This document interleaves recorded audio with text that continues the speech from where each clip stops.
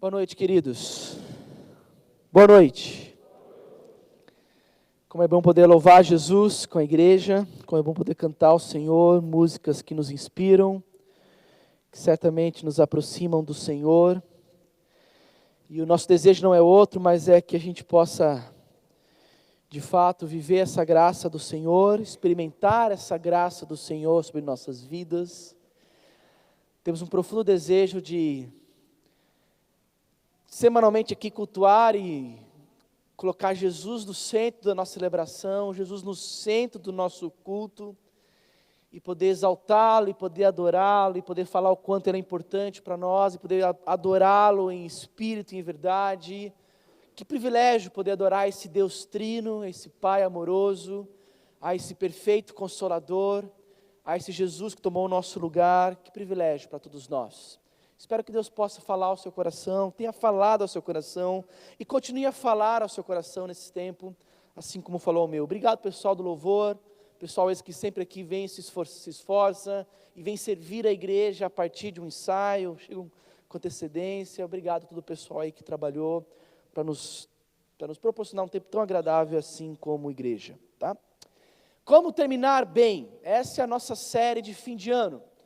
É uma minissérie de apenas 3 capítulos, apenas 3 mensagens, onde nós estamos falando sobre verdades de Deus, que vão nos instruir sobre o como terminar bem.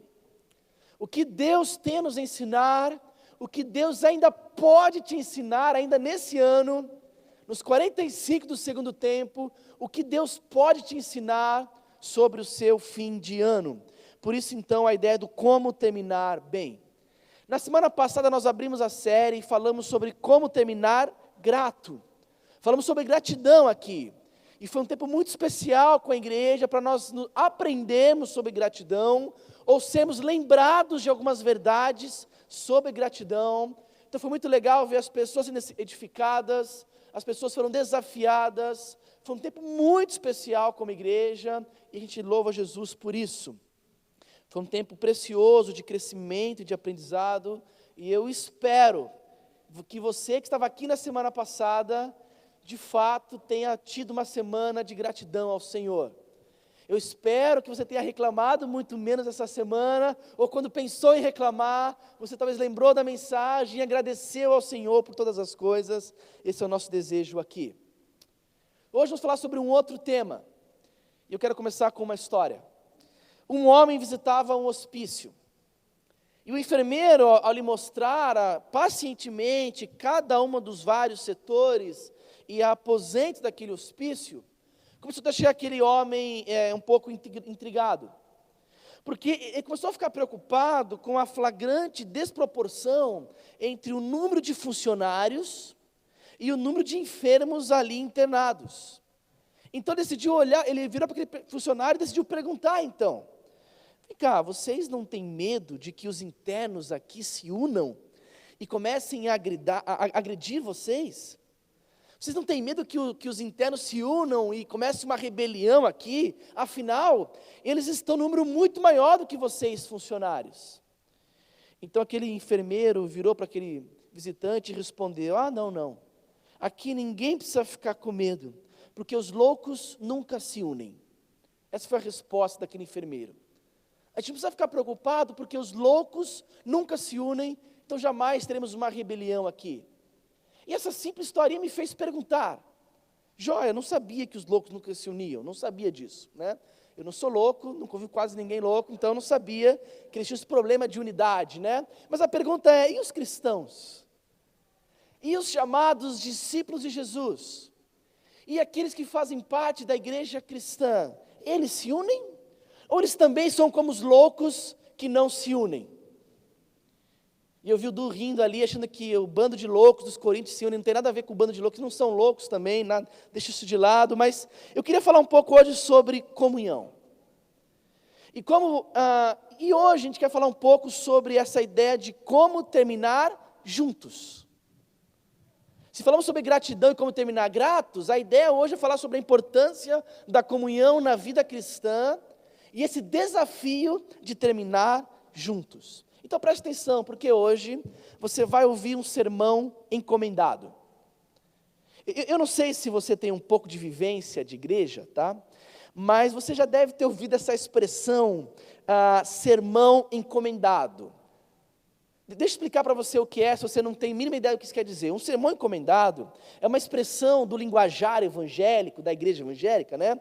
Que normalmente é usada quando um pastor faz uma pregação para dar um recado para alguém da igreja. Não é isso o sermão encomendado, né?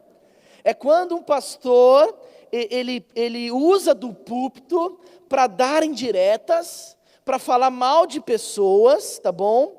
E prega para a igreja toda, mas na verdade ele não quer pregar para a igreja toda. Ele está pregando apenas para um pequeno grupo de pessoas ali, para ele dar um recado. Já viu isso? Alguns deram até um sorriso assim, não sei porque vocês estão rindo, né? Não sei porque vocês já viram isso acontecer. Eu não sei se vocês já receberam esse recado do púlpito, do pastor, se recebeu esse sermão encomendado, eu não sei, né? Mas não é esse tipo de sermão encomendado que eu quero pregar aqui. Por favor, não pensem assim. Aliás, abre um parênteses aí, esse tipo de sermão encomendado, ele é demoníaco, ele não vem de Jesus, tá bom? Ele é covarde, ele é uma forma assim, extremamente infeliz, uma forma extremamente antibíblica de um pastor às vezes lidar com algum problema da igreja, com algumas pessoas da igreja.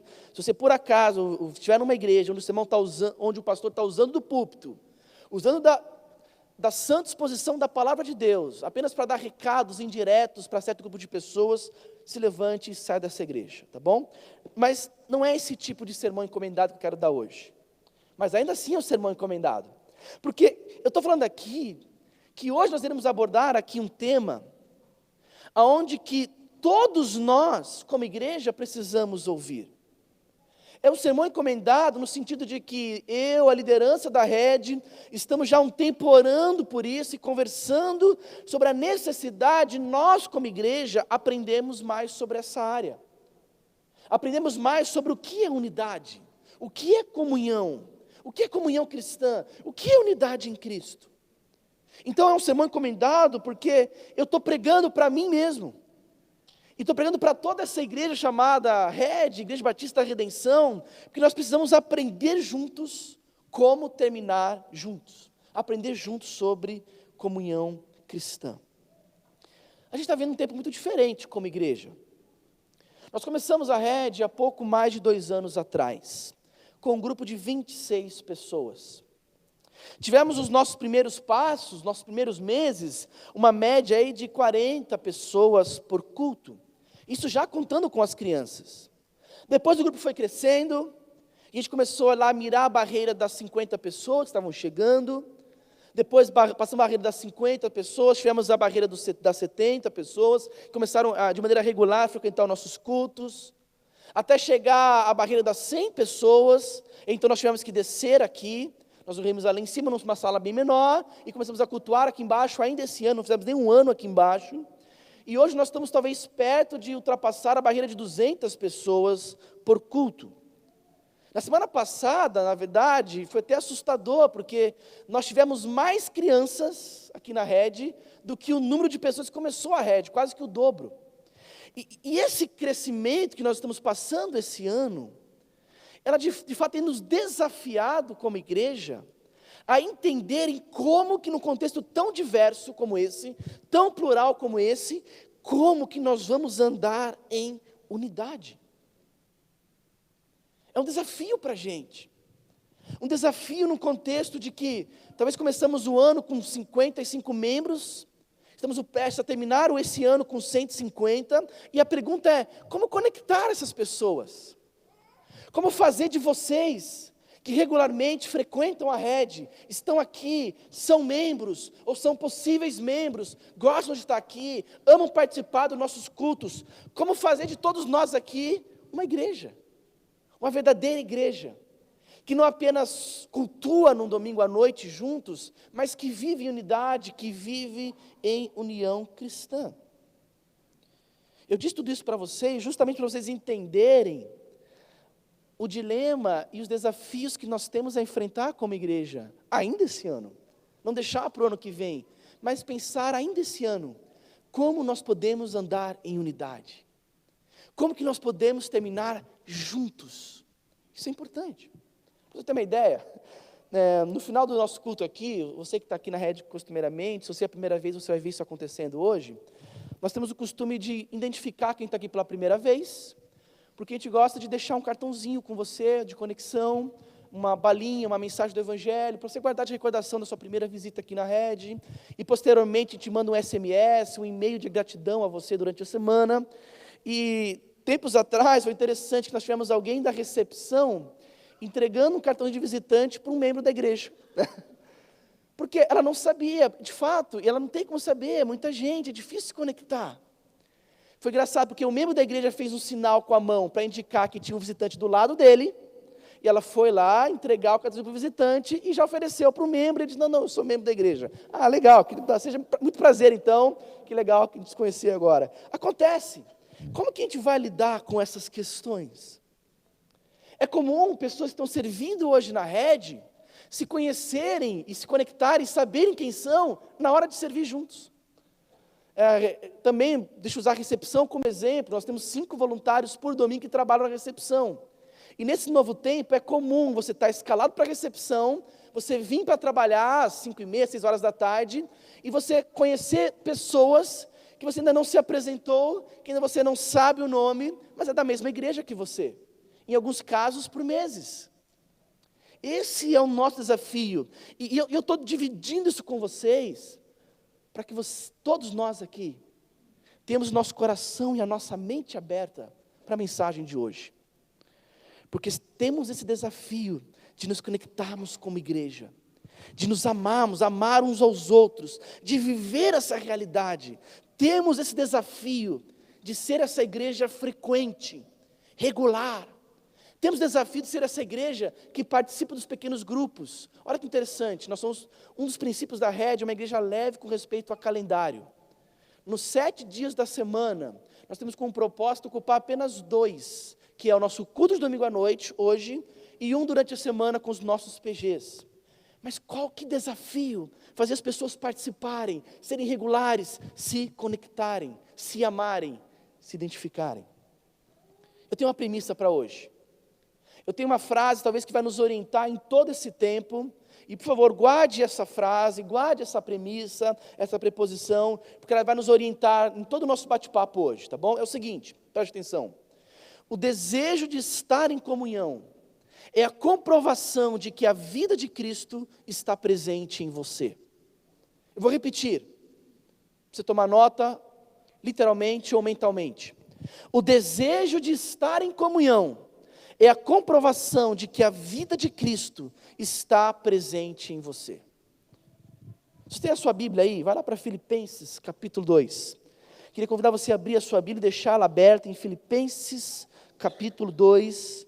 Se você for usar alguma Bíblia digital no seu celular, recomendo muito você a deixar ele no modo avião, para que nada te atrapalhe nesse tempo, nesses próximos minutos, em que a gente vai estudar um pouquinho a Palavra de Deus, e ver não que o Tiago tem pouca coisa a ensinar para vocês, pouquíssima, quase nada, mas o que a Bíblia tem a nos ensinar essa noite. Filipenses capítulo 2, a partir do verso 1 até o verso 4.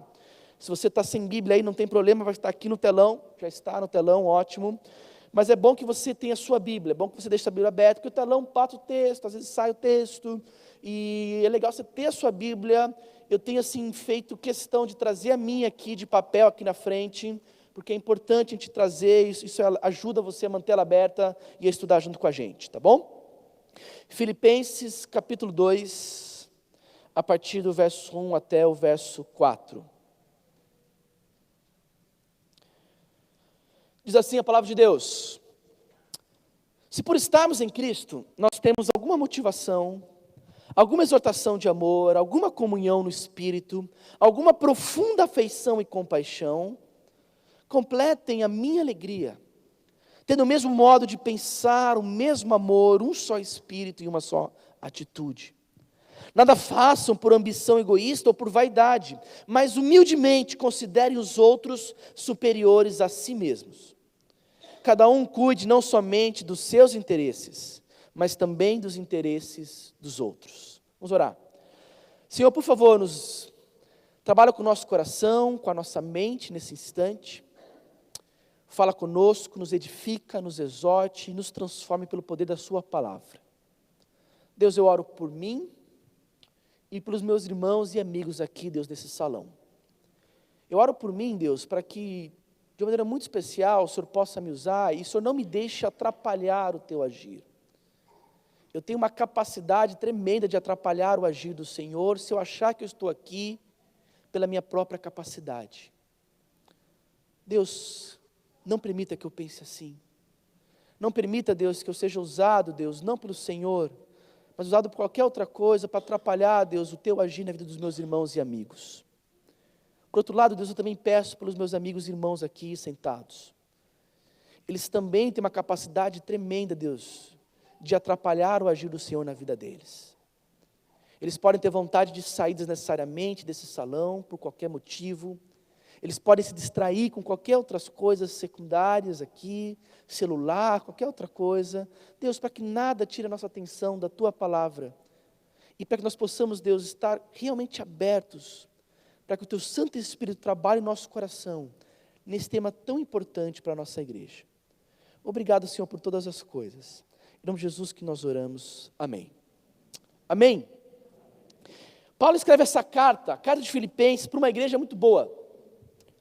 Era uma igreja realmente saudável e que alegrava muito o coração do apóstolo Paulo, que escreveu várias cartas para várias igrejas. Algumas cartas o tom é mais pesado, algumas cartas o tom é de fato descer a lenha, a galera estava viajando na maionese, era complicado, não era fácil.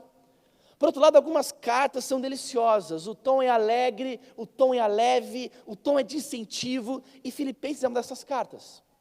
E quando Paulo escreve para aquela igreja lá, a igreja de Filipos, ele vai encorajar aqueles irmãos, ele agradece pelo testemunho, ele encoraja para viver os desafios da vida cristã, e ele vai terminar o capítulo 1, encorajando aquela igreja a suportar as dificuldades. Você sabe, eu sei, aquela igreja sabia que viver a vida cristã não é fácil. Não é. Sim, é difícil. Sim, é complexo algumas vezes. Sim, tem as tentações, tem os nossos pecados externos, internos, tem as influências. Realmente não é fácil viver a vida cristã. Converse com um adolescente que está aqui hoje sentado. Pergunta para ele se é fácil ser cristão na escola. Converse com um jovem que está aqui hoje, pergunta se é fácil ser cristão na faculdade. Converse com você mesmo, você vive essa realidade, você vive nesse mundo, se é fácil ser cristão no trabalho, no lugar onde você vive, de fato tem as suas dificuldades. Você sabe, pergunta se é fácil viver um casamento cristão, tem suas dificuldades. Criar filhos é difícil, enfim, a gente tem nossas dificuldades e precisamos de encorajamento. E Paulo encoraja aquela igreja.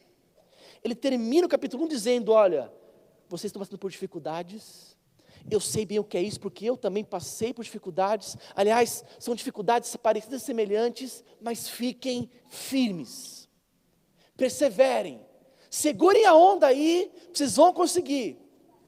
Mas assim que ele acaba o capítulo 1, aqui no capítulo 2, ele vai introduzir justamente a ideia de que, olha, mas vocês não vão perseverar sozinhos. Vocês não irão passar por essa barra, por essas dificuldades, por esses sofrimentos sozinhos, não. É por isso então que ele começa então no capítulo 2 a falar sobre unidade, sobre comunhão, porque ele não quer que aquela igreja ache que a vida cristã é uma caminhada isolada, que a vida cristã é uma caminhada difícil e uma caminhada solitária, não. Logo no capítulo 2, ele vai dizer que, olha, vocês vão passar pelos sofrimentos, mas vocês vão passar pelos sofrimentos juntos.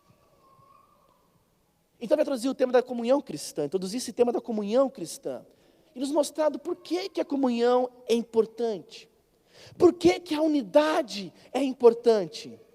E ele começa a responder isso no capítulo 2, a partir do versículo 1. E logo no versículo 1 ele diz, porque nós estamos em Cristo. Por que a comunhão é importante? Por que viver em unidade é importante? Ele começa logo de cara no capítulo 2. Se estamos em Cristo, e preste atenção então, o desejo que nos leva a viver em comunidade, o que nos leva a viver em comunidade, a viver em comunhão, é a comprovação que a vida de Cristo está presente em você. Lembra do início? Lembra da frase central dessa mensagem? O desejo de estar em comunhão é a comprovação de que a vida de Cristo está presente em você. É assim que ele começa aqui, então, o capítulo 2. Essa primeira palavrinha aí, olha, se por estarmos em Cristo, não é uma condicional esse se. Na verdade, é uma palavra que está indicando uma afirmativa. Ele pode ser interpretado como um já que, ou uma vez que. Então a ideia de Paulo é, uma vez que nós estamos em Cristo, e aqui, rapidamente, nos deparamos com a forma mais clássica, a forma mais comum de Paulo se referir aos cristãos.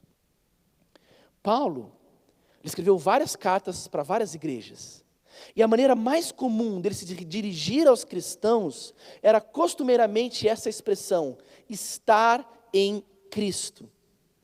Ele não se refere à igreja normalmente como cristãos, olha, vocês cristãos. Ele não fala, olha, vocês crentes.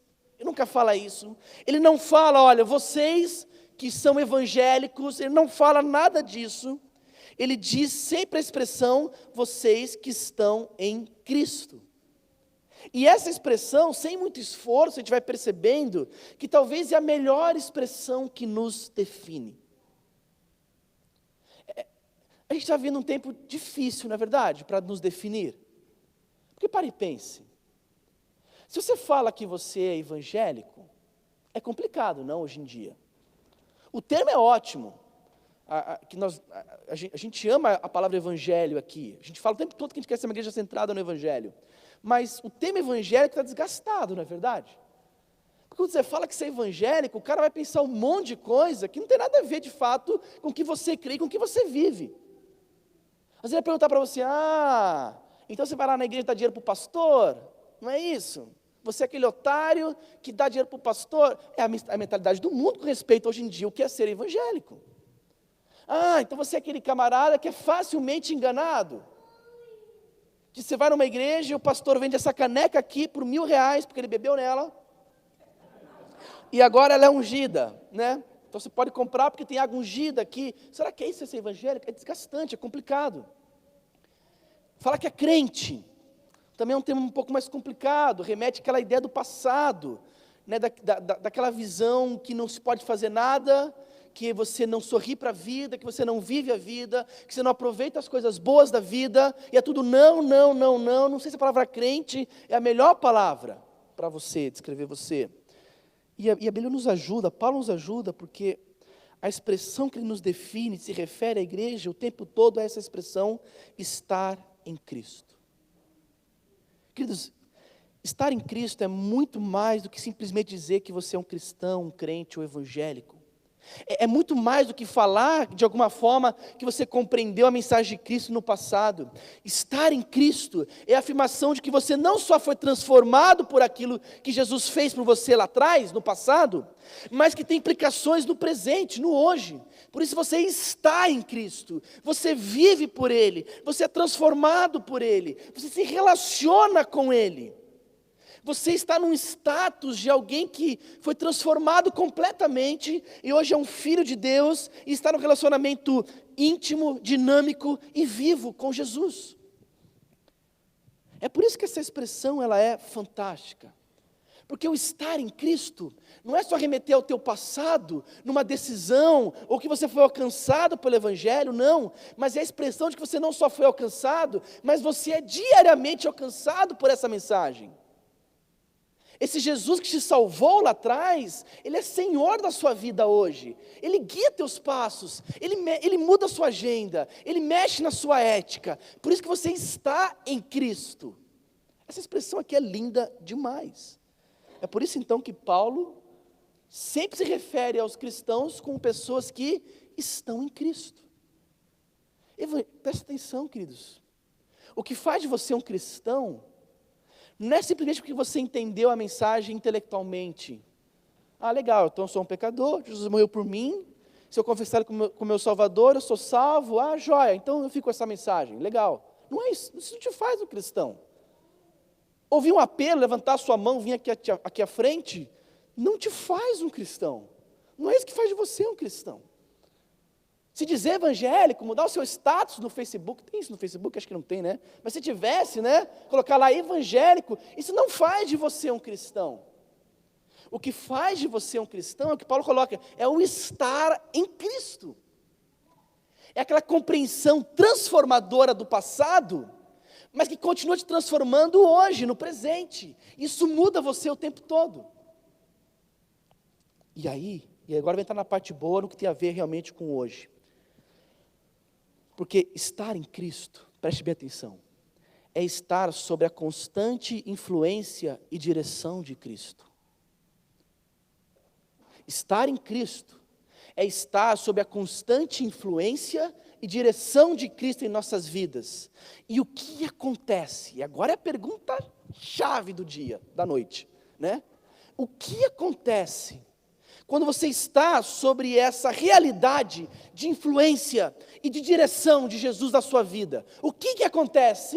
E a gente vai para o texto, olha lá o que Paulo diz. Ele vai afirmar aqui. Então vocês, igrejas, uma vez que vocês estão em Cristo, olha o que acontece, lê comigo. Nós temos alguma motivação, alguma exortação de amor, alguma comunhão no Espírito, alguma profunda afeição e compaixão. Sabe o que acontece? A resposta de Paulo é: vocês irão viver em comunidade, em unidade. Ele vai colocar aqui 4 realidades do que é estar em Cristo. Nós vamos ter motivações em comum, nós vamos ter exortações de amor em comum, nós vamos ter uma comunhão no Espírito e uma profunda afeição e compaixão. E basicamente minha mensagem, eu já estou na metade dela, eu vou querer ver com vocês o que quer dizer cada uma dessas palavras e o que isso tem a ver comigo e com você essa noite.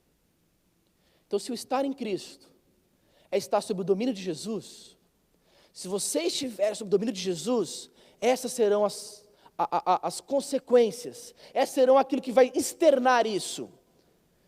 Motivações em comum, exortações de amor, comunhão no Espírito e profunda afeição e compaixão. Vamos lá. A primeira razão da nossa unidade.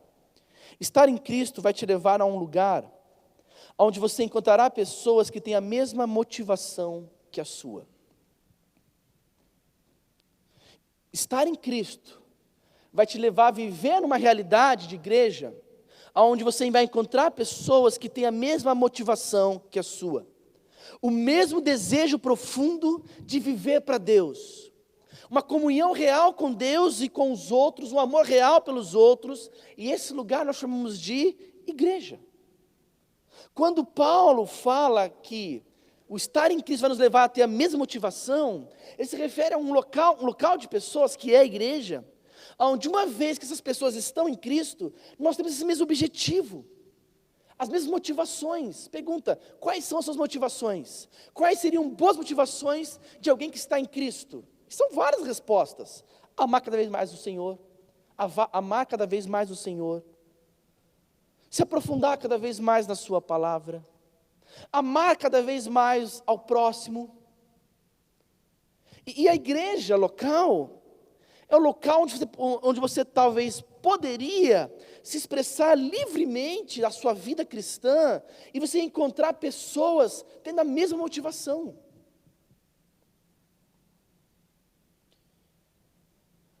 Quando Paulo fala sobre a mesma motivação,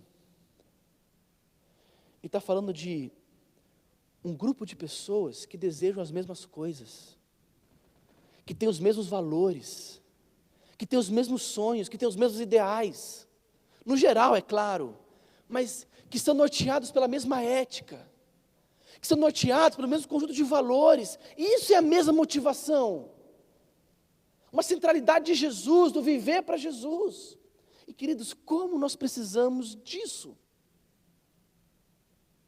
Você, que está aqui sentado me ouvindo hoje, eu tenho certeza que se eu pedisse para você contar alguma dificuldade que você passou recentemente, no trabalho, na escola, na faculdade, seja onde for, por causa talvez da sua ética cristã, você teria uma história boa para contar. Eu tenho certeza que você já passou por experiências de estar em lugares que as pessoas não pensam como você, não querem as mesmas coisas que você quer, e como é difícil conviver, muitas vezes dia após dia, em lugares como esse, onde os valores que norteiam esse lugar são completamente diferentes dos seus valores. Mas você tem que estar lá, é óbvio, você tem que fazer a diferença lá, com certeza. Mas como é gostoso você sair de ambientes como esse, e entrar em outros ambientes, onde as pessoas pensam como você. Porque realmente lá fora nós somos diferentes, mas aqui é o lugar para sermos todos iguais. E você poder se alegrar, que aqui é um ambiente onde você pode ser você mesmo. Porque a motivação das pessoas não é outra, a não ser viver para o Senhor. Onde você não tem vergonha de falar algumas coisas, porque as pessoas, em vez de te criticarem, em vez de zombarem, em vez de fazerem bullying de você, vão te aplaudir, te abraçar e falar, cara, é isso aí, estamos juntos. Não é isso que é ser igreja? Não é isso o resultado natural do estar em Cristo? Ter a mesma motivação, queridos, é construir uma igreja onde, por exemplo, os jovens da nossa igreja, os adolescentes da nossa igreja, não precisam ter vergonha de falar sobre virgindade. Não precisam ter vergonha de falarem que são virgens. Sabe por quê? Porque eles fazem parte de uma igreja onde todos têm a mesma motivação, a glória de Deus, a busca pela santidade, o se parecer com Jesus Cristo. E aqui ele gosta de estar aqui, ele ama estar aqui, porque aqui ele pode se expressar livremente a sua vida cristã. Aqui ele sabe que ele pode falar sobre esses assuntos, porque as pessoas têm a mesma motivação, ou deveriam ter. Ter a mesma motivação, querido, deveria nos aproximar cada vez mais uns dos outros. Como eu disse, a gente passa tanto tempo no trabalho, tanto tempo na escola, com pessoas completamente diferentes de nós. Em alguns ambientes, muitas vezes até mesmo ambientes hostis, de difícil lugar para se viver a vida cristã. E nós temos o privilégio de fazer parte de uma comunidade de pessoas que pensam como você. Isso é maravilhoso. Isso deveria ser valorizado, se de fato estamos em Cristo. A segunda realidade do estar em Cristo, que Paulo coloca aqui no texto, no versículo 1, tem a ver com a nossa comunhão, que é aquilo que Paulo chama de exortações de amor. Tá? A palavra que Paulo usa aqui, a palavra grega que ele usa, ela traz a ideia de um discurso persuasivo. Deixa eu explicar melhor. Certamente Paulo tinha em sua mente a ideia de encorajamento, de aconselhamento, de instrução, um dos grandes benefícios da vida cristã. Um dos grandes benefícios de fazer parte de uma igreja, de estar em Cristo, é justamente experimentar essa exortação de amor. Pensa comigo, você tem ideia de que aqui, nesse ambiente aqui, não no local em si, a igreja não é isso aqui, tá? Isso aqui é um hotel, isso aqui é um salão de hotel. A igreja são as pessoas. A igreja é quando essas pessoas estão aqui reunidas. Isso é ser igreja. Tem noção que esse ambiente aqui é um ambiente onde você pode dividir as suas lutas, dividir os seus problemas, colocar para pessoas as suas dificuldades, e pessoas podem te ajudar a partir disso. A comunhão cristã, ela proporciona para nós um ambiente onde pessoas mais experientes podem ajudar e aconselhar pessoas mais novas em decisões importantes da vida. É um ambiente onde você pode ter um jovem que está começando talvez a dar os primeiros passos na carreira profissional, ele tem o privilégio de conviver com outras pessoas extremamente mais experientes profissionalmente do que ele. É um ambiente onde um estagiário consegue, depois de um culto, conversar por 15, por 20, por 30 minutos com um gerente geral, com um diretor, e conversar, e pedir conselhos, e dividir experiências, porque são irmãos em Cristo. Isso é maravilhoso. Quando que aí fora, um cara desse grandão aí na empresa vai dar atenção para o estagiário, vai conversar com ele, vai orientar a carreira dele, vai dar conselhos que vai fazer esse cara avançar, crescer, amadurecer? Isso não existe aí fora. Aí fora é um engolindo o outro, um passando por cima do outro. Aqui não. Aqui, por estarmos em Cristo, temos essa liberdade de aconselhamento, de encorajamento, é o que Paulo está colocando aqui. É o privilégio de fazer parte da igreja de Cristo. Encorajamento que não é só conselhos para a vida, mas Paulo está falando aqui, justamente a palavra aqui, a ideia também de exortações de amor. Igreja local é um ambiente onde você tem o privilégio de ser moldado, de ser lapidado. O que também não existe lá fora, aqui é real, aqui deveria acontecer constantemente e naturalmente. Igreja local, preste bem atenção, é um bom lugar, é um lugar seguro para ser julgado. Porque, pensa comigo, qual a pior coisa? Existe algo pior do que errar, sabe o que é? Permanecer no erro. Pior do que errar é você estar cego para a realidade que você está errado e você está se afundando. Essa é a pior coisa que tem. E aí vem Deus de maneira graciosa, maravilhosa e diz, não, mas olha, existe uma forma de eu ensinar os meus filhos, aqueles que estão em Cristo, a não permanecerem no erro. É a exortação de amor, é o encorajamento.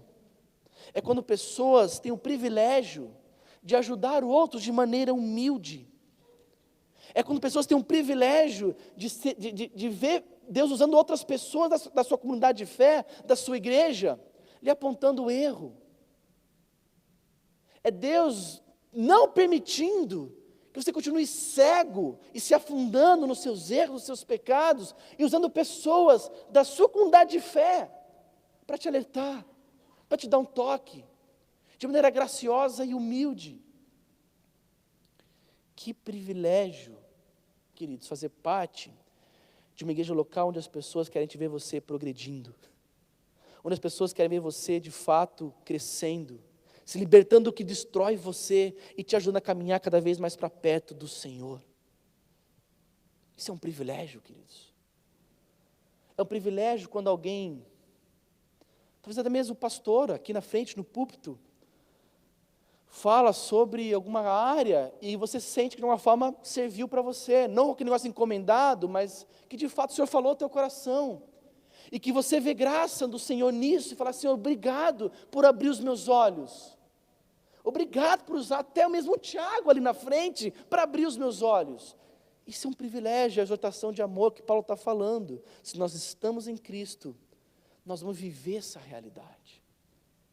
Eu penso que hoje, por exemplo, a nossa igreja é uma igreja que está amadurecendo ainda. É uma igreja, por exemplo, que a gente precisa crescer em várias áreas. Quer ver por exemplo, a questão da frequência. A gente alterna demais os nossos cultos aqui, a quantidade de pessoas sempre é a mesma, mas as pessoas mudam demais. Isso não é bom para a nossa comunhão, para o caminhar juntos, para nos conhecermos mais uns aos outros. Eu creio que todos nós precisamos ser lembrados constantemente desses perigos. Isso é a exortação do amor através da palavra de Deus.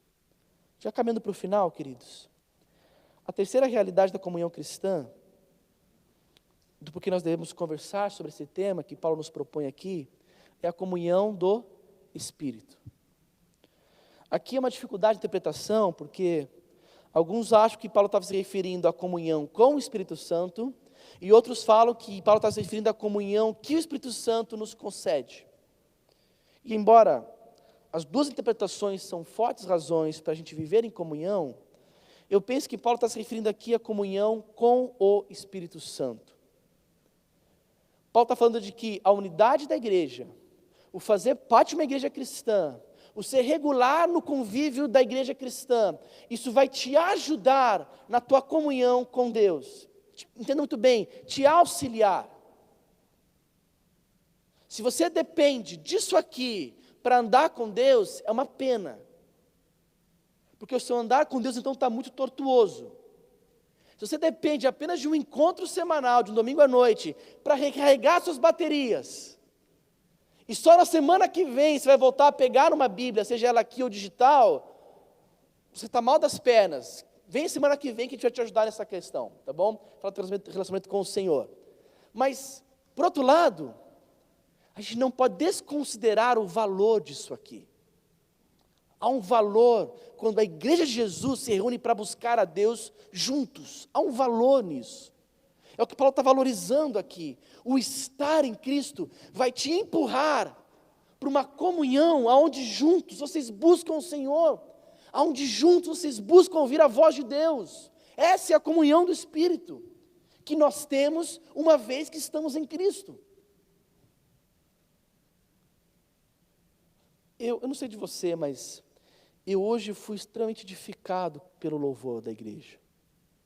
Talvez a gente cantou uma música que a gente não está muito acostumado a cantar com a igreja, a gente está tomando esse cuidado para não cantar só músicas novas, não é isso, mas as músicas que cantaram aqui eu conhecia de fato muito bem, e eu fui muito edificado. Foi gostoso poder ouvir a igreja cantando.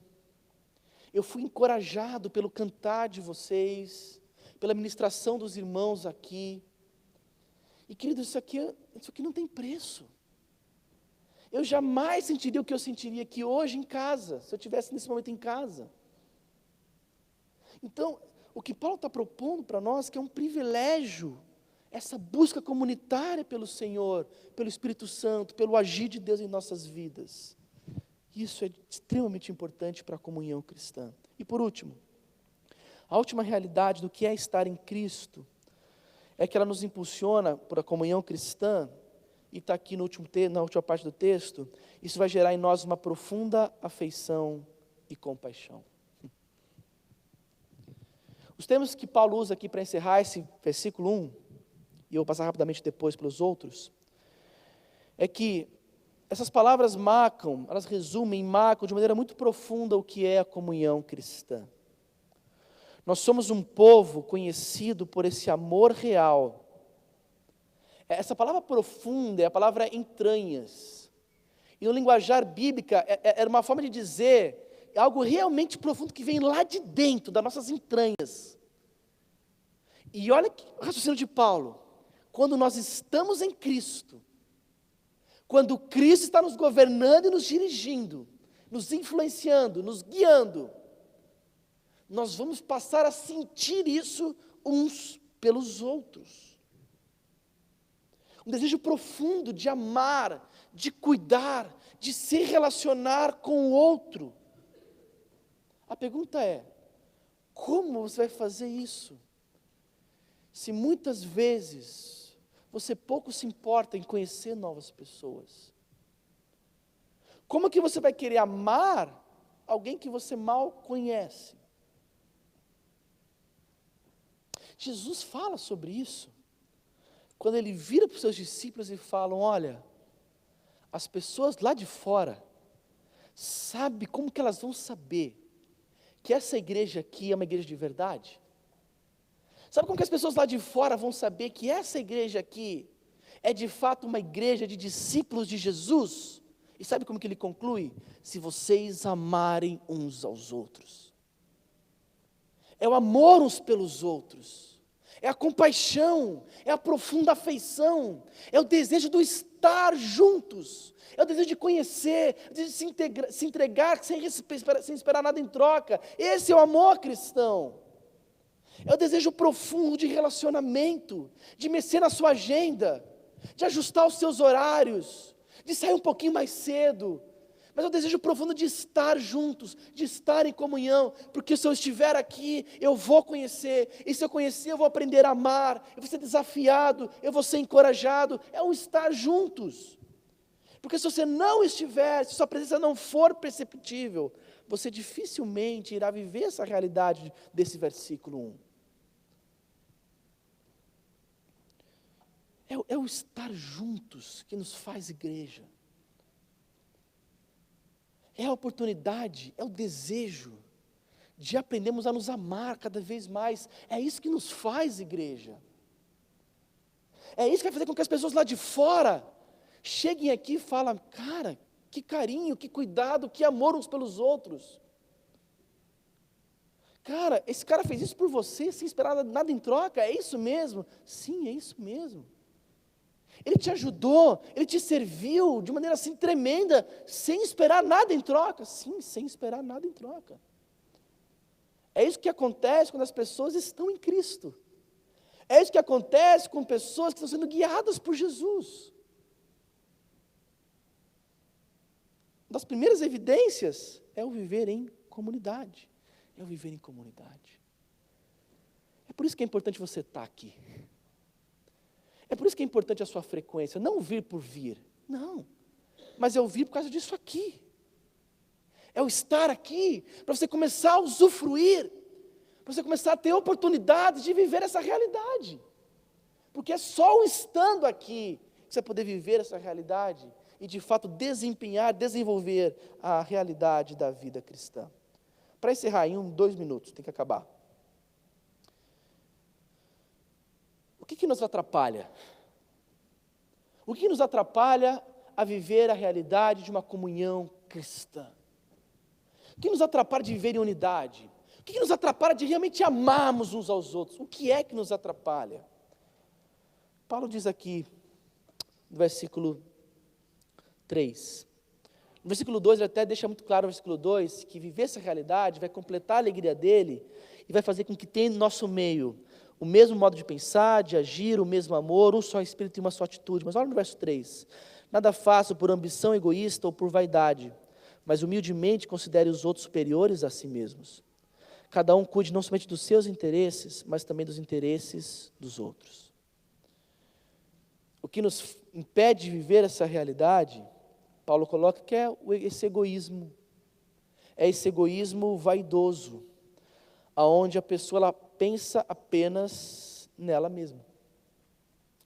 O egoísmo é tão prejudicial, porque ele atrapalha duplamente a igreja, o egoísmo. Porque olha que loucura. O egoísmo atrapalha porque, em primeiro lugar, o egoísmo tira as pessoas daqui. O egoísmo, a vaidade, essa ambição egoísta, faz com que a pessoa pense apenas nela, o resto tudo vira segundo plano. Por isso, então, tudo na vida dela, inclusive a igreja, é segunda, terceira, é quarto, é quinto plano. Então, é por isso que o egoísmo tira ela daqui. Uma vez que ela tem as suas vontades, uma vez que ela tem os seus afazeres, uma vez que a vida dela gira em torno dela mesmo, e ela é o centro da sua existência, ela está lá no centro, ela não se importa. Ela não se importa, ela não consegue se importar com pessoas. Ela não consegue se importar em fazer parte, de fato, de uma igreja. Porque, segundo o egoísmo, ela vai dizer assim, eu não preciso deles, eu não preciso daquilo. Eu vou quando eu quero, eu vou quando eu posso, eu vou quando a minha agenda me permite, e o egoísmo te tira daqui, esse é um baita problema. O egoísmo é tão maluco, porque, olha que loucura, ele faz você não pensar no outro. O cristão egoísta, eu sei que é até estranho falar assim, mas é aquele cara que não pensa na igreja dele, não pensa nos seus irmãos que estão o servindo, que estão trabalhando e preparando para recebê-lo aqui, com tanto amor, com tanto carinho. Ele não pensa naquele professor que passou a semana toda se esforçando para dar a melhor aula para o seu filho, para você não vir por qualquer motivo, por motivos egoístas, banais, fúteis muitas vezes. Esse é o egoísmo. Ele não faz você pensar que existe um universo de pessoas servindo, se doando, se preparando, para poder te servir, para poder te amar, para poder se relacionar com você, mas ele não se importa. Ele afirma para você, olha, cara, eu não quero me relacionar com você, eu não me importo em me relacionar com você, eu não preciso me relacionar com você. Essa é a ambição egoísta. Esse é aquele cara que cuida apenas dos seus próprios interesses. Então o egoísmo, ele é terrível, porque ele tira a pessoa completamente da comunhão da igreja. Ela só vem quando ela quer, quando ela realmente pode vir. Quando ela olha para ele e fala assim, eu resolvi dar um espaço na minha agenda para vocês, usufruam, né, da minha presença aqui, que privilégio para vocês ter eu aqui presente tão poucas vezes, não é isso? Esse é o cristão, infelizmente, egoísta. E Paulo fala, lutem contra isso. Que ele termina, e eu quero terminar também.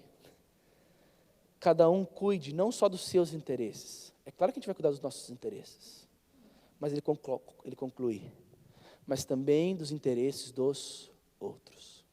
Estar em Cristo. É claro que é cuidar dos seus interesses. É claro que é ser responsável para aquilo que você tem que fazer. Óbvio. Mas não para por aí. Não é tudo sobre você. É cuidar dos interesses dos outros também. É por isso que nós estamos aqui. Nós estamos aqui para cuidar dos interesses uns dos outros. Nós estamos aqui para cuidarmos uns dos outros, para tratarmos uns aos outros, para amarmos uns aos outros. É por isso que nós estamos aqui. O que faz alguém, em pleno século 21, com essa demanda maluca de trabalho que eu sei que vocês estão? A gente está numa loucura, né? Quem trabalha por 2, por 3, por 5, por 10, não é? Um tempo difícil realmente. O que faz alguém numa semana louca como essa, parar um dia à noite, para se dedicar a um pequeno grupo, por exemplo? Isso aqui, ó. É alguém que está interessado por estar em Cristo, não cuidar somente dos seus interesses, mas também dos interesses do outro. Porque você só vai viver essa realidade da vida cristã se você estiver lá. Você vai aprender a amar pessoas se você conviver com elas. Você vai poder ajudar ou conhecer a necessidade das pessoas se você cuidar dos interesses dela e não somente do seu. E começa às vezes por aí. Começa talvez você trabalhando para que de 5 noites da sua agenda, você separe uma para estar em comunhão com a tua igreja. De 7 noites da semana, você faça um esforço por estar em Cristo, porque Ele vai cuidar de você, porque Ele vai prover o necessário, para que você consiga buscar em primeiro lugar o reino de Deus, e as outras coisas serão acrescentadas. É isso que é estar em Cristo. É isso que nós queremos desenvolver nessa igreja. É isso que nós queremos, viver essa realidade de estar em Cristo. De estar em Cristo. E cuidar não só dos meus interesses, mas dos interesses dos outros. Queridos, comunhão, eu vi uma frase que me marcou muito, eu fecho com essa frase. Comunhão na igreja é ter Jesus no centro e a gente em volta, juntos. Isso é ser igreja, é ter Jesus no centro e nós em volta, juntos. Servindo, encorajando, aprendendo, exortando, ajudando, conhecendo, amando. Que o Senhor te dê a graça de estar em Cristo, de ser inundado por Ele cada vez mais, e para que isso possa refletir num profundo amor por essa igreja, por essas pessoas que estão aí do seu lado, na sua frente, atrás de você.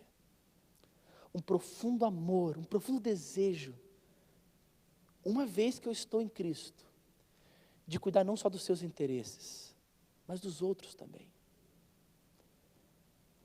O interesse talvez de conversar com alguém, de conhecer a sua história, e a partir disso aparecer oportunidades de relacionamentos, de ajuda, de serviço, e o leque aqui é enorme. Meu desejo é para que nossa igreja seja uma igreja que tem Jesus no centro, e que nós possamos estar ao redor dele, juntos, como igreja do Senhor Jesus. Amém, queridos? Feche os olhos. Senhor, nos concede da graça de não só ouvir essa palavra, mas ser praticante dela. Nos dê a graça, Senhor, por favor, de viver completamente a realidade do que é estar em Cristo. Precisamos ser inundados pelo Senhor, Deus, cada vez mais para isso. Então, Senhor, por favor, trabalhe no nosso coração, aonde talvez minhas palavras jamais possam ir, para que o Teu Santo Espírito vá lá no íntimo do nosso ser e trabalhe com a gente aquilo que o Senhor quer trabalhar. Nos exorte, nos ensine, nos encoraje. E, Senhor, em nome de Jesus, nos dê o privilégio de viver intensamente essa realidade da unidade cristã. Senhor, por favor, nos faz ver os completos benefícios do que é fazer parte da sua igreja. E coloca, Deus, um amor profundo, Deus, no nosso coração, por essa comunidade aqui, por as pessoas que estão aqui hoje sentadas nesse lugar. E para que esse amor seja traduzido em ações. Para que esse amor por essa igreja, por essas pessoas, seja traduzida em frequência. seja traduzida num desejo real de permanecer às vezes um pouquinho mais, de mexer um pouquinho na minha agenda, nos meus minutos, e gastar e dedicar mais tempo aqui no final de um culto, para conhecer novas pessoas, para se conectar com novas pessoas, para que esse amor por essa igreja, Deus, resultado de uma habitação e de um controle do Senhor em nossas vidas, seja traduzido, Deus, por pequenos grupos de pessoas frequentes, que desejam estar lá, Deus, pela comunhão, que desejam, Deus, conectar com novas pessoas, para que tenham oportunidades de cuidar dos interesses delas. Senhor, é um desafio enorme para a gente como igreja. Esse desafio, Deus, jamais vai ser possível, Deus, se não for o Senhor em nossas vidas. Fala com a gente, então, de maneira muito especial. Fala comigo, Senhor. Tira, por favor, todo egoísmo, toda vaidade do meu coração. E me faz, Deus, habitar cada vez mais no Senhor, cada vez mais estar em Cristo. E para que essa realidade, Deus, seja algo presente na minha vida. Um desejo profundo de estar com os meus irmãos na fé. Dirige, Deus, os nossos caminhos, dirige a nossa agenda. Dirige, Deus, os nossos passos para a honra e glória do Senhor. Nos dá, Deus, a dimensão, abre os nossos olhos para ver a alegria, que é o privilégio, Deus, que é poder fazer parte da Tua igreja. Se tiver alguém aqui hoje, Deus, que por algum motivo está nos visitando, coloca no coração dele, Deus, um desejo profundo também de fazer parte da Tua igreja, porque isso vai ser um sinal claro que o Senhor já está trabalhando no coração dele, para que ele possa desejar, querer usufruir desses benefícios tão legais, Deus, tão maravilhosos, tão perfeitos, que é fazer parte da igreja do Senhor. Pessoas tão diferentes, tão complexas, mas que se amam, que se ajudam, que se encorajam. Deus, a gente quer viver essa realidade, nos concede graça para isso. Tira toda a preguiça do nosso coração, todo egoísmo, Deus, da nossa mente, do nosso coração, e nos faz, Deus, de fato, viver uma realidade do estar em Cristo. Esse é o nosso desejo, essa é a nossa oração. Em nome de Jesus que nós oramos. Amém.